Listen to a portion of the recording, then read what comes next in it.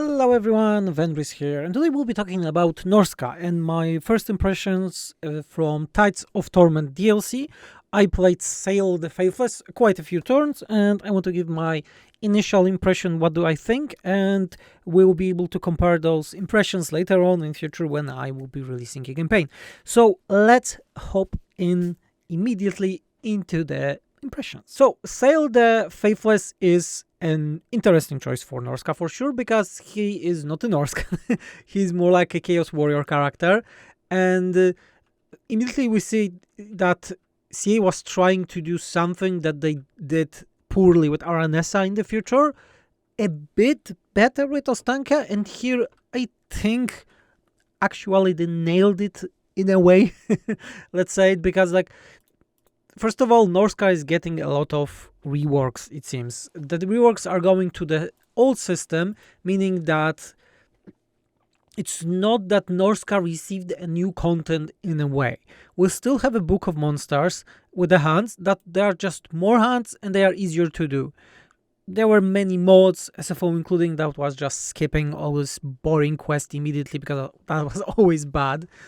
The top bar for the gods was also changed with the ascensions, that you can actually go with all 4 of them, but to get the ultimate rewards of each of them, you need to decide, or you take one or all of them, but you need to fill all of them after.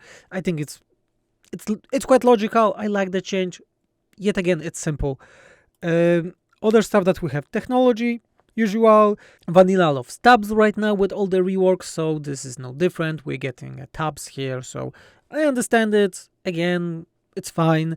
The last tab is more interesting because we're finally having the system from the Beastman used anywhere else, is that the technologies have a hidden mission to them, so you need to take a specific thing, do a specific thing X amount of times, and you will be getting new bonuses, which I really like. This is a good idea. This is how it should be, maybe for more factions. Other stuff, with the buildings, we are using mostly the new resource that is called spoils, and you get it from raising settlement, and then an army spawn, and you need to get this army to your own settlement, and you get the spoils. You're also getting spoils with other means, with dilemmas, some actions, and so on, but they are mostly used on the buildings. That it is quite interesting, because Norska always had problems with the buildings, meaning that they had very little slots for buildings, and they're changing that the major settlements are actually getting more slots right now. They're getting the normal amount of slots at any other faction. But the change is that sometimes you can just spend the spoils and make that the building will get to its final tier faster, but you need to spend spoils.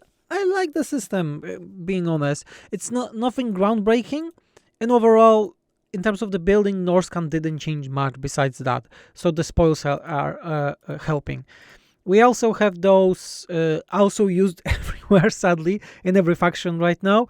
The commandments, that you can use spoils to make the actions in the province, and each legendary lord seems to have a different one.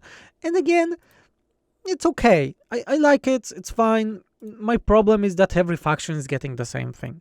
But I think that is not the same is Sayl, the DLC Norska Lord. He's getting a new machinations, the mechanic that is yet again using the mechanic that is reused everywhere in Warhammer 3, like Calfrans, Tyrion is getting it, Goldbrand was getting it, that you can pick an effect and then you select a settlement or a lord. It's depending on how this specific one that you pick is working, and then you trigger the effect. The difference here is that it has a chance from specific amount that it will increase the awareness of the gods, and if the bar fails, that they are pissed and you'll need to face them with a special dilemma, which is a twist that I really like. So this makes this mechanic the best from all of those machinations, mechanics, like so on. The weird thing that I don't think I liked with Sayl for now is that on top bar, instead of picking for a specific gods, because right now you don't need to raise a settlement, you're making a special settlement to increase the top bar. Previously, you need to raise it. In SFO, for example, we fix that help that you're getting you were getting bonuses for it, not only increasing the top bar.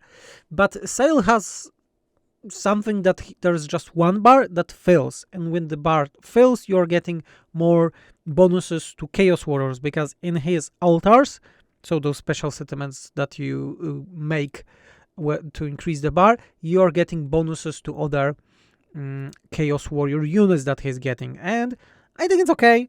It feels very straightforward, especially if we compare it to the previous Legendary Lords. They have 4, and they have those champions at the end. It feels very simple, way simpler than the normal ones, but maybe it's just me, who knows. The last point that I would say from my initial impressions is the battles. We got several new units, the twin giants, that I totally forgot the name. There are so many names right now. Cursed Etins, so they are like a mage's giants, and they are just better giants with everything. Their animations, abilities, and they are just better. And other stuff, we have the Bearmen, which are weird, because they are just better Marauders.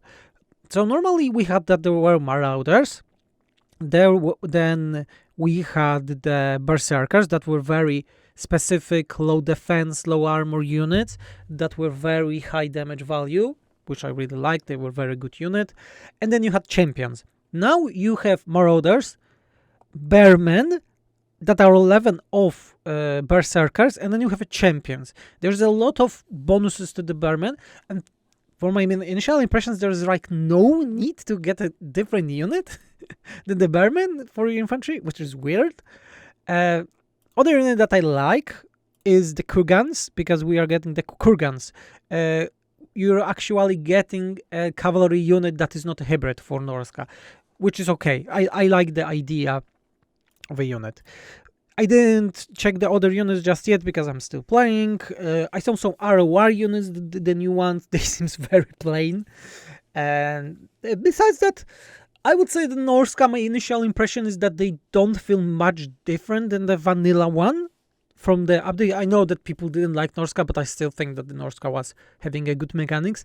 And it seems that CA also thinks the same, because they just made some refinements to the overall feeling of a faction. I don't see any new mechanics, like new.